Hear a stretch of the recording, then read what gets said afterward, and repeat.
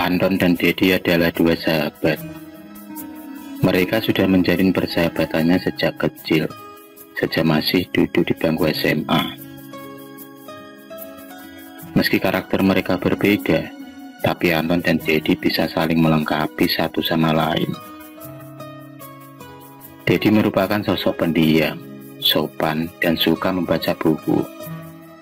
Karena hobinya itulah, dia dijuluki si kutu buku.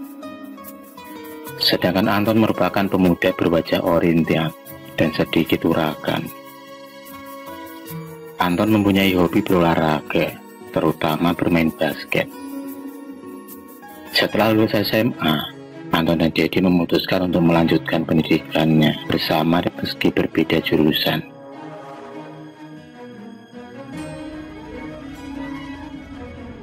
Dan selang beberapa tahun kemudian, mereka pun lulus dengan nilai yang lumayan baik.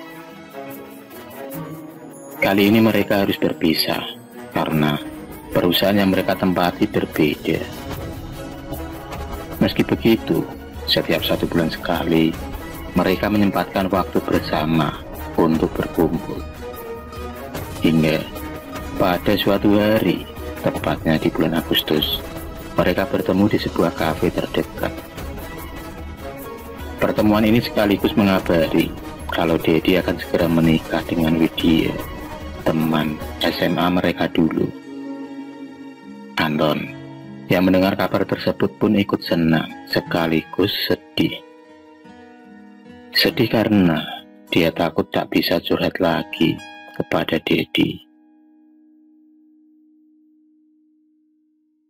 Tibalah hari bahagia itu. Dedi dan Widya begitu tampak serasi. Senyum manis pasangan itu selalu menghiasi wajah mereka. Setelah beberapa bulan kemudian, Dedi dipindah tugaskan oleh perusahaannya. Dengan terpaksa, Dedi harus siap dan mau tak mau Widya yang hamil muda juga ikut menemani suaminya. Suasana yang asing itulah yang dirasakan Dedi dan Widya di rumah barunya. Tempat yang tak begitu ramai, karena tempat barunya ini merupakan di daerah pedesaan.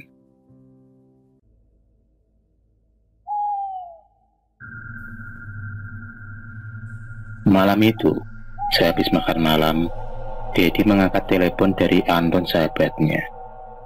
Anton mengatakan kalau dia ingin berkunjung ke rumah Dedi. Dengan senang hati, Dedi segera memberitahukannya kepada Widya. Tibalah hari Sabtu. Anton sudah tak sabar lagi ingin berkunjung ke rumah Dedi. Dengan menaiki motornya, Anton segera melaju ke rumah sahabatnya itu. Jam menunjukkan pukul 5 sore. Itu tandanya waktu maghrib segera tiba. Anton berniat menambah laju kecepatan motornya. Tapi, tiba-tiba, motornya berhenti di tengah jalan pas suara adzan berkumandang. Anton pun menoleh ke sana kemari, berharap ada seseorang yang mau menolongnya. Tapi, itu percuma. Karena kenyataannya, jalannya sangatlah sepi dan gelap. Tak ada lampu jalan satupun yang menerangi. Tiba-tiba, Anton dikagetkan dengan seorang wanita cantik berusia sekitar 30 tahun. Rambutnya yang panjang sebahu dengan postur tubuh tinggi semampai. Wanita itu menawarkan teh manis kepada Anton. Dan seperti dibius oleh kecantikan wanita itu, Anton dengan cepat menganggukkan kepalanya. Anton berjalan sambil menuntut sepeda motornya, dan wanita itu berada tepat di sebelah Anton di sepanjang perjalanan mereka. Dalam perjalanan, mereka asik mengobrol ke sana kemari. Hingga tak terasa sampailah Anton di rumah wanita itu. Mata Anton tertuju oleh kemegahan rumah berukuran besar ke istana itu. Wanita yang dikenalnya tadi bernama Lastri. Dia mempersilahkan Anton untuk masuk, dan lagi-lagi Anton terdecak kagum melihat isi rumah. Tampak berkilauan seperti emas dan dipenuhi barang-barang mewah. Dalam hati Anton bergumam, mana mungkin desa terpencil ini ada rumah semewah ini. Lamunannya buyar ketika Mbak Lastri membawakan secangkir teh hangat untuk dirinya. Tak terasa, mereka pun ngobrol sampai larut malam, hingga Anton lupa tujuan untuk menemui sahabatnya.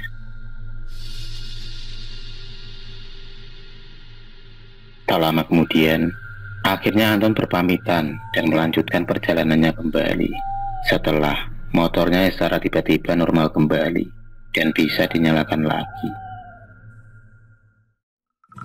Di sepanjang perjalanan, Anton selalu tersenyum dan selalu teringat wajah cantik Mbak Lastri.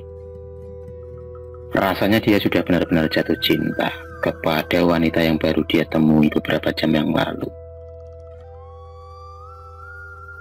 Di sisi lain, Dedi tampak panik menunggu kedatangan Anton, karena sudah hampir seharian Anton belum juga sampai di rumahnya. Perasaannya tak karuan ketika HP Anton tak bisa dihubungi. Tiba-tiba Dedi dikagetkan suara Anton yang mengetuk pintu rumahnya.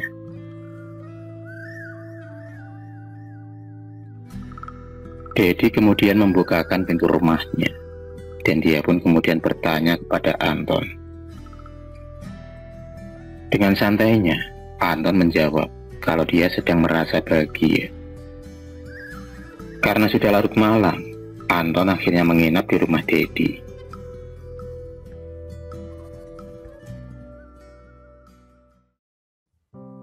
Pagi pun tiba. Setelah sarapan, Anton berencana mengunjungi rumah Lastri tanpa sepengetahuan Dedi. Dia hanya beralasan akan keluar menghirup udara segar. Tanpa ada rasa curiga, Dedi mengizinkan Anton keluar rumah. Tibalah Anton di lokasi tempat di mana dia bertemu dengan Lastri. Tapi anehnya, rumah yang begitu megah tak ditemukan kali ini. Semuanya berubah menjadi area perkebunan. Anton pun mencoba mengelilingi area perkebunan tersebut. Tampak jauh ada sebuah rumah yang tak berpenghuni. Rumah itu tampak begitu seram dan banyak sarang laba-laba di setiap sudut rumah. Merasa ngeri, Anton memutuskan untuk menjauh dari rumah angker itu. Namun, rasa penasarannya kembali muncul ketika dia mencoba bertanya kepada salah satu warga yang kebetulan lewat. Kata warga tersebut, di daerah sini adalah daerah area perkebunan, dan tak mungkin ada rumah seperti yang diceritakan oleh Anton. Anton pun kemudian pulang dengan wajah murung, tapi dia masih saja merahasiakannya dari Dedi. Karena Anton besok akan bekerja dengan terpaksa, dia berpamitan pulang dan berjanji akan berkunjung kembali di hari libur nanti. 1 minggu berlalu, Anton masih saja seperti orang gila yang terus memikirkan Lastri. Dia seperti terkena pelet dari wanita cantik yang ditemuinya tempo hari.